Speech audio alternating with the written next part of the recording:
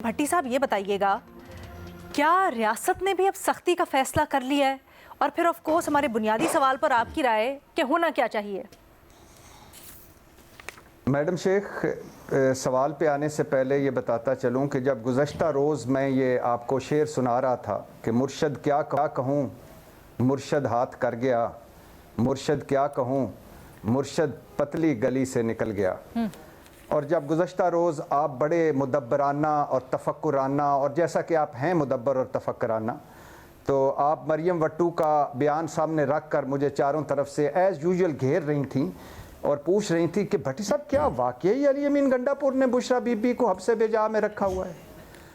तो ऐन उन लम्हों में आपके तदब्बर और तफक्कर को सलाम करते हुए ऐन उन्हीं लम्हों में जब हम ये बातें कर रहे थे, पीटीआई की कोर कमेटी का इजलास हो रहा था और उसमें बुशरा बीबी जो इस्तिजाज में नहीं आए उनको बेशरम और बेगैरत कह रही थीं और सलमान अकरम राजा से जवाबदेही तलब कर रही थीं और सलमान अकरम राजा जवाब में कह रहे थे कि मैं इमरान खान और पार्टी को जवाब दे हूँ, आपको नहीं।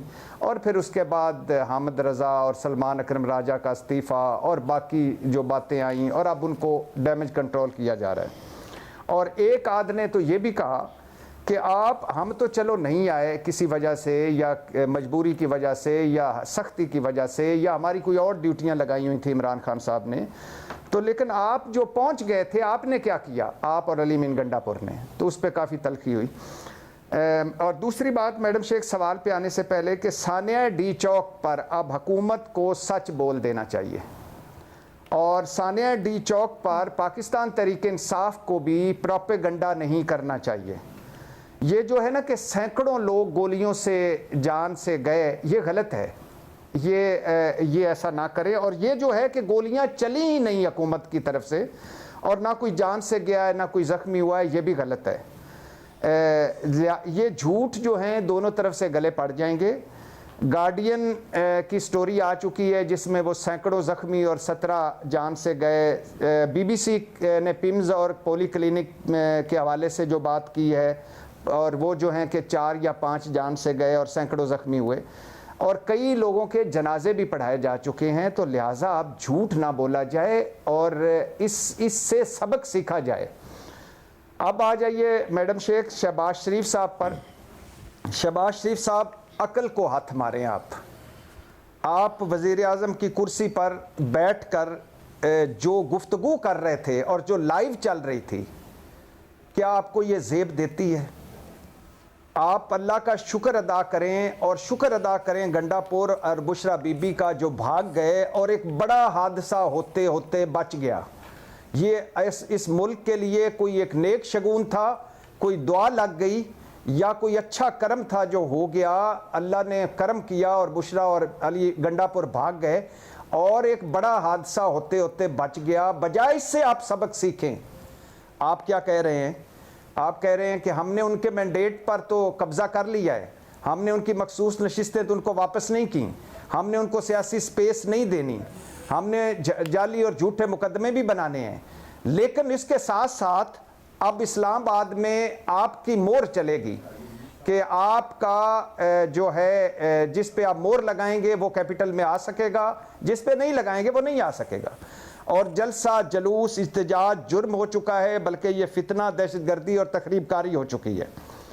मैडम शेख, पाकिस्तान तहरीक इंसाफ बिलाशुबा गलत पे गलत फैसले कर रही है और ये कई बार हम डिस्कस कर चुके हैं कि फ़ौज से वो लड़ने के लिए सियासत में नहीं आई थी, ना फ़ौज से लड़ के वो जीत सकती है। और एक सानिया 9 मई से वो सबक सीख ले और मीर जाफ़र मीर सादक से सबक सीख ले, तदब्बर करे, तफक्कुर करे, तहम्मुल करे, दरमियानी रास्ता निकाले। लेकिन मैडम शेख के क्या जब आप किसी बंदे से, किसी सियासी जमात से बात भी ना करें, उसको साथ बिठाएं भी ना और उल्टा उसको कहें कि ये जत्था है, तखरीबकारी है, तखरीबकार है, ये गिरोह है, ये दहशतगर्द हैं, तो बताएं ये क्या मुल्क चला पाएंगे? शहबाज शरीफ साहब नहीं चला पाएंगे। क्या मुल्क में इस्तेकाम आ जाएगा? नहीं आएगा। क्या सरमायाकार आएंगे यहाँ? नहीं आएंगे। क्या मईशत बेहतर हो जाएगी? नहीं होगी। क्या हम अगर सारे इकट्ठे ना हुए, ये जो दहशतगर्दी की एक नई लहर है जिसमें रोज हमारे जवान और सिविलियन शहीद हो रहे हैं, उसको हम रोक पाएंगे? अगर हम सारे इकट्ठे ना हुए, नहीं रोक पाएंगे। मैडम शेख, करोड़ों वोटर हैं पाकिस्तान तहरीक इंसाफ के पीछे। आप बिलाशुबा ये जो जितने भी इधर जान से गए हैं, रेंजर गए हो, पुलिस एहलकार गए हो या सिविलियन गए हो, उनके जो हुकूमत में जो सामने थे उन पर भी पर्चे करें, और बुशरा बीबी और अली मीन गंडापुर पर भी पर्चे करें, और कोई तखरीबकारी करता है, दहशतगर्दी करता है या कोई हट के काम करता है, उस पर भी पर्चा करें। लेकिन क्या पूरी पाकिस्तान तहरीक इंसाफ को आप कह रहे हैं ये तखरीबकार हैं, ये दहशतगर्द हैं? मैं राना सनाउल्लाह के उस बयान के साथ जाऊंगा मैडम शेख कि अगर पीटीआई पर आप पाबंदी लगाने गए, मुझे बड़ा अफसोस हुआ बलूचिस्तान असम्बली की करारदाद से, और मुझे ऐसी करारदादों का कभी कुछ नहीं निकला। 77 सालों से हम यही खेल खेल रहे हैं, उस पर पाबंदी लगा दो, उसको हटा दो, उसको ख़त्म कर दो। और कल ये शहबाज शरीफ दोनों आंसुओं से रो रहे थे कि हमें गद्दार कहा जा रहा है, हम पर आर्टिकल 6 लगाया जा रहा है। और उस वक्त भी हम कह रहे थे कि फिरौनियत ना करें, ये बंद कर दें फैक्ट्रियाँ आर्टिकल 6 की, पाबंदियों की और काफिरों की, और ये सारा, कोई भी इसमें हमारा गद्दार नहीं है। तो मैडम शेख, अगर पीटीआई पर पाबंदी लगी या लगाने की कोई नीयत है या कोई सोच है, अगर केपी में गवर्नर राज लगा या लगाया गया, तो इससे बड़ा पागलपन कोई नहीं होगा, इससे ज़्यादा मामलात बिगड़ेंगे, सियासी अदम इस्तेकाम बढ़ेगा।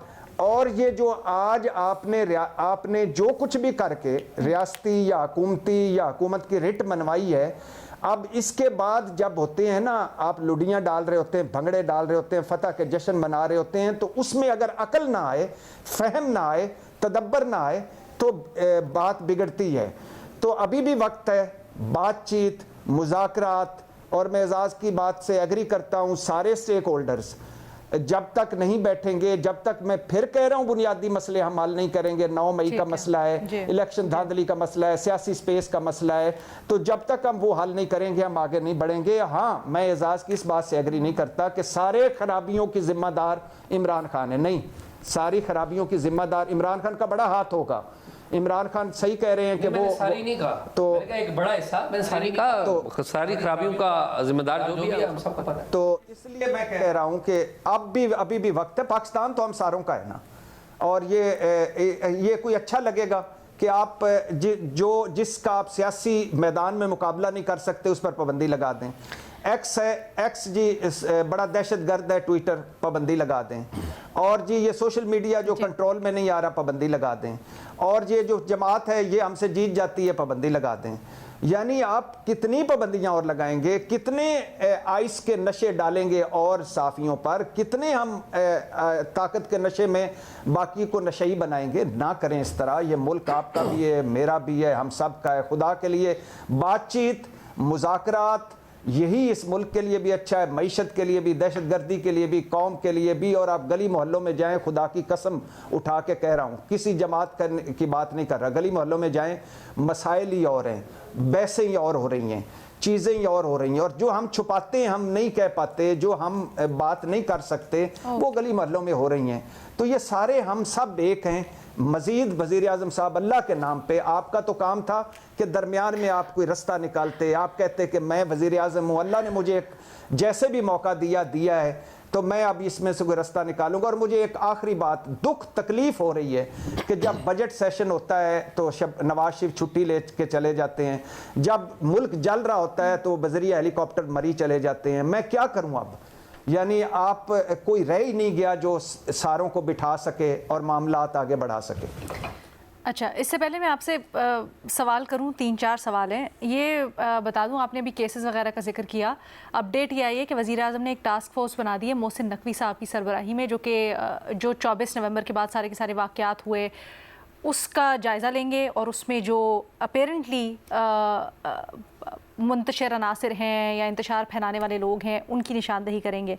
भट्टी साहब ये बताएं, मुख्तसर प्लीज़ रखिएगा, इसी एक जुमले को, ये वज़ीर आज़म साहब ने जो कमेटी बनाई है ना, ये वज़ीर आज़म साहब ने कमेटी बनाई है, इसमें बाकी जमातों के लोग भी डालें, अगर कोई इसकी कोई क्रेडिबिलिटी रखनी है तो। और अगर इस कमेटी ने भी तरीके इंसाफ को रगड़ा लगाना है तो फिर फ़ायदा कोई नहीं होगा।